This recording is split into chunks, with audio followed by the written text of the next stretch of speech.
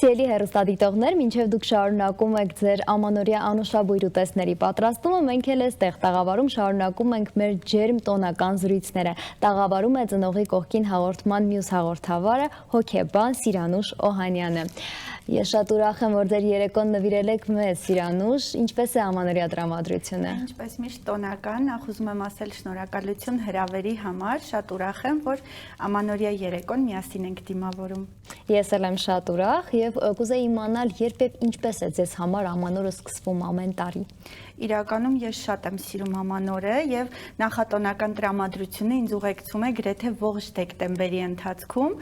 Սիրում եմ ամանորյա զարդարանքը, մեծ ոգևորությամբ գնում եմ համապատասխան իրեր, որոնք հիշեցնում են ամանորի մասին ու նաեւ ինձ համար մտերիմ մարդկանց անընդհատ փորձում եմ փոքրիկ անակնկալներ անել։ Այ մենք անընդհատ խոսում ենք, թե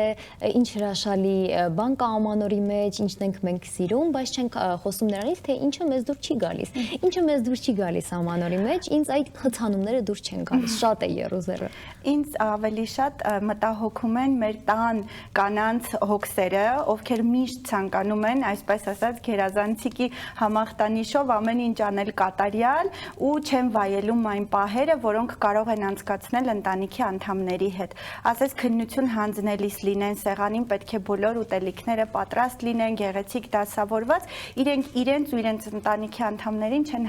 հատկացնում բավականաչափ ժամանակ։ Ո՞րն է դրա պատճառը, ինչ եք կարծում, որտեղ դա սերնդեսերունդ կարծես փոխանցվող մի բան է։ Իրականում ցանկանում են, որ բոլորի համար ամեն ինչ լավ լինի ու երկրորդ պլան է մղվում հենց իրենց անձը։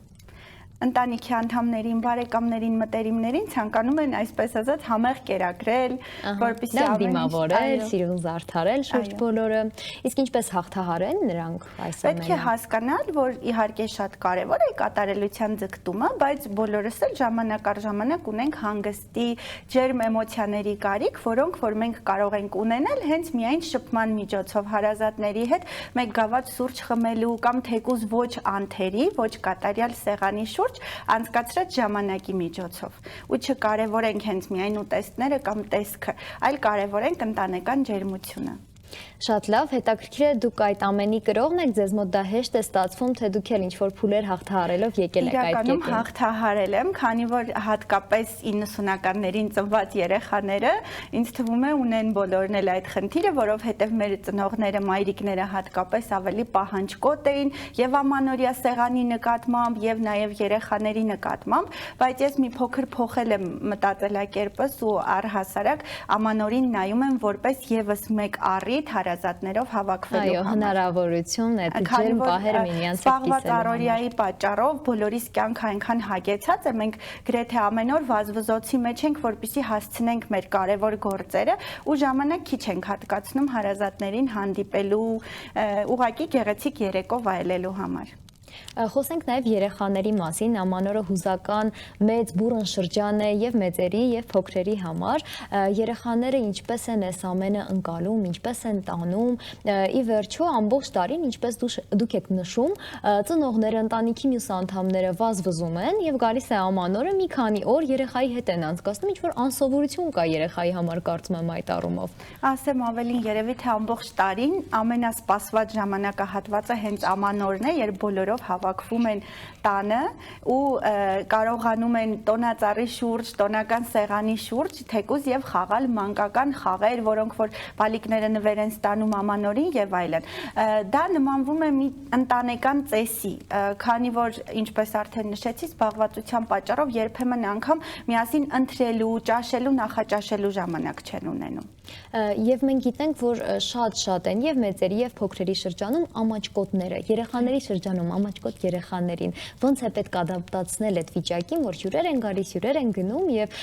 բոլորի հանդեպ, բոլորի առաջ պետք է էմոցիոնալ առումով բաց լինել։ Իրականում ամաչկոտության հիմնական պատճառներից մեկը նաև մշտապես քննադատված լինելն է։ Եթե անընդհատ երեխային ասում են, որ դու չես խոսում, պետք է խոսել, պետք է անընդհատ ժպտալ, պետք է միշտ ճիշտ լինել, ճիշտ պահվածք դրսևորել, երեխան արդեն լարվում եւ կաշկանդվում է ու ժամանակ առ ժամանակ նախընտրում է պարզապես չշփվելը, քան շփվել եւ սխալ լինել։ Այդ պատճառով պետք է ծնողները հնարավորություն տան երեխաներին արտահայտվել խոսել, եթե որևէ բան իրենց դուր չի գալիս, ասել, չհերքել էմոցիաները, պատահում է, չէ՞, այդպես որ ինչ որ մեկի հանդեպ որոշակի լարվածություն է լինում, երեխան ուզում է բացատրել ինչումն է խնդիրը, բայց ծնողն ասում է ոչ, դու պարտավոր ես այդ մարդուն ընդունել, գրկախառնվել եւ այլն։ Հնարավորություն տամ, որպեսզի երեխան արտահայտի իր մտավախությունը, անհանգստությունը ու այդ դեպքում արդեն ավելի անկեղծ կլինի հանդիպումը հյուրերի հետ։ Շատ լավ, շնորհակալ եմ եւ անդրադառնանք հաղորդման իմ ամենասիրելի հատվածին, տոնական բլիցին, պատրաստ ենք։ Գնացինք